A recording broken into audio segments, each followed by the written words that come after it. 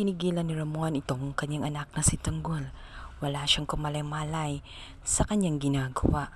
Samantalang ang higit na mas masaya ay walang iba itong si Olga dahil yan ang gusto niya, ang magpatayan ang mag-ama. Samantalang itong ang si Mokang ay labis niya nag-aalala dito kay Tanggol.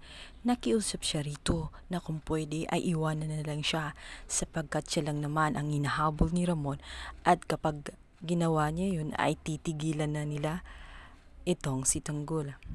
Ngunit hindi papayag itong si Tanggol, magkamatayan na umano at hindi na. Awan itong si Mokang. Sumigaw na nga itong si Bubbles na maaring tamang nga itong si Mokang sa kanyang sinasabi.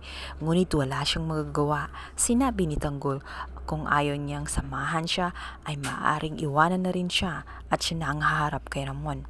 Ngunit hindi rin magagawa ni Bubbles yun sapagkat nag-aalala din siya ng gusto dito kay Tanggol. Kaya naman dadanamayan niya ito anuman ang mangyari. Punta rin dito si Olga, hindi para panoorin ang mag-ama, kundi gusto niyang gantihan itong si Tanggol sa nangyari sa kanyang anak na si Greg.